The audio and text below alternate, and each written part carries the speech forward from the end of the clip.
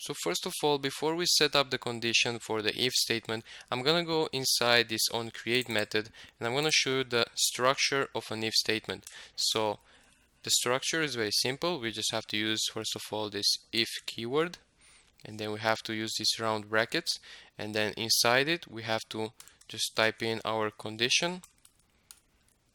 And as I said, the condition can be just a Boolean expression, or you can put a Boolean variable. Both ways work very well. So after that, you can either just write your statement right here. So that's one way to do this. That's one valid way. But keep in mind that in this case, if you're writing it like this, you can only have one statement. So that means only one instruction that you can have right there. There is so I'm just gonna keep it here a comment. First way to write the if statement, and then there is one more way, and that's probably the best way. And we're gonna have this if keyword again, and then these brackets, our condition inside here. The condition can be the same one, and then we use these curly brackets. So I'm just opening one curly bracket and then hitting enter. As you can see, one more bracket appeared right here, and this is just the code auto-completion from Android Studio.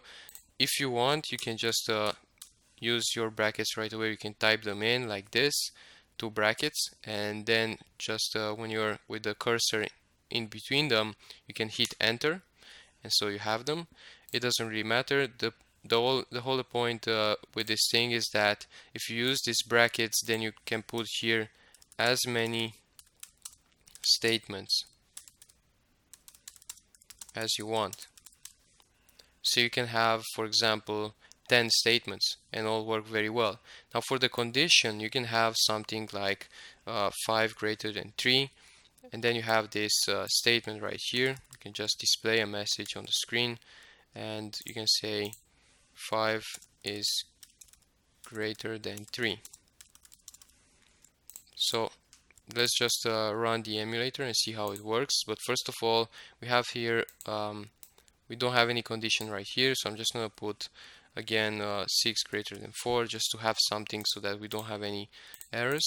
And so I'm just gonna see right now what's gonna be displayed on the screen, and I'm gonna run the emulator. We're gonna see in a moment what's gonna be displayed. So I'm just zooming in, and you will see a toast message appearing in the bottom of the screen. It says 5 is greater than 3, and that's how it works. So this code is basically executed whenever 5 is greater than 3.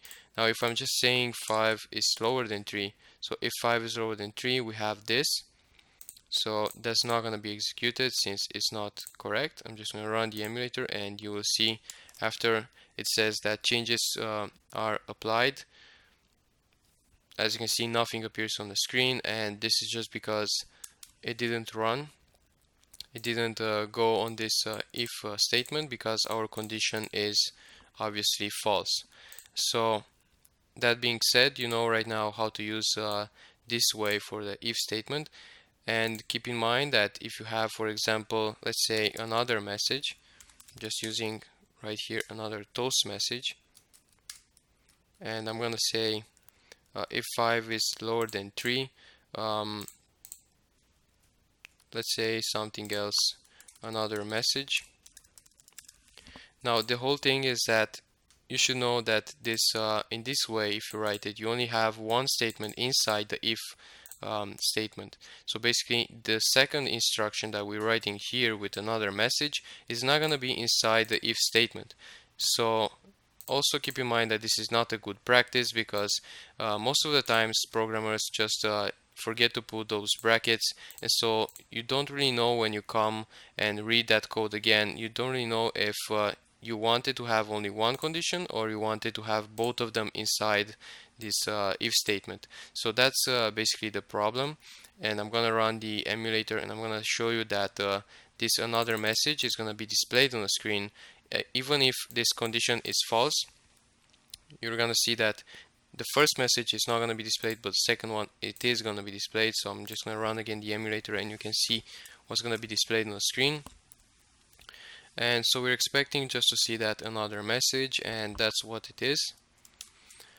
And right now you know that it's not a good practice to use this first way, and I should basically say that this is the only viable way. So this is the only way in which you should write your if statement, with these curly brackets, and then you can put as many statements as you want.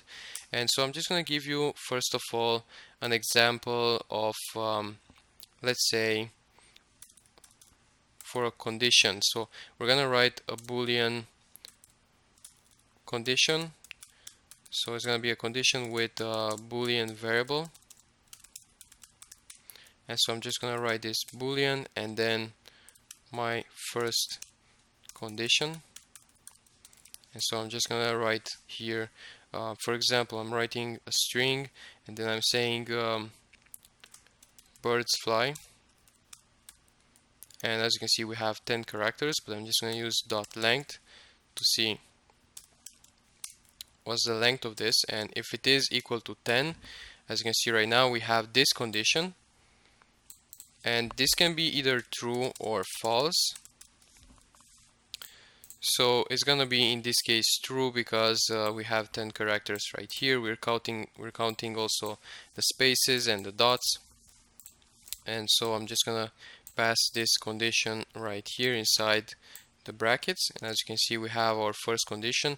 Now we can either write this as my first condition equals true, but as you can see right here it says my first condition equals true can be simplified to just my first condition. So we're not going to be using this because it's just redundant, and by default Android Studio checks inside the if statement if your condition is true. So if it is true, let's display a message or just two messages. Birds fly. And then the second one, just gonna say has 10 characters. And also you can have, I'm just showing you that you can have as many statements as you want. So you don't have to limit yourself to one statement. You can put even one whole program inside that. And I'm going to show you right now how it works. You will see two sentences displayed. So birds fly and then has 10 characters. And there is a typo right here, but that doesn't really matter. The message was displayed correctly. And there is also one other way. So we can write a condition with Boolean expression. So if you want, for example, to have if, and let's say we want to have some integer variables. We have an online store, and in our online store, for example, we don't want to sell our products below a certain limit. So we have minimum price threshold. So let's say it's $30, and then we have int current product price should be around, let's say, 45. And so we're gonna check if our current price, as you can see, it just have to type a couple of letters from my variable, and I see the suggestions appear. And so I have current product price is greater than minimum threshold. And if it is, then I'm just going to use a toast message to display something on the screen. Also, I like to use this long length so that it is displayed for a couple more seconds. And so I'm just going to write in right here, I'm going to say price is set up correctly. So you don't have to make any adjustments. The current product price is greater than the threshold. And also I'm gonna make sure that I eliminate these two so that they don't show up on the screen anymore. You can also leave your condition empty, so if the condition is true, doesn't do anything, you can leave it like that if you want, or you can just use this to do thing, and then as you can see it's highlighted, so you probably input statements. So when you have this note right here, you know that you should write here something later on in your project. And I'm just going to run the emulator right now from this button right here. This is the place where you can run your application. And so I'm going to zoom in again right here, and we're just going to see how this if statement works when we have a Boolean expression. And as you can see, we have that message displayed on the screen.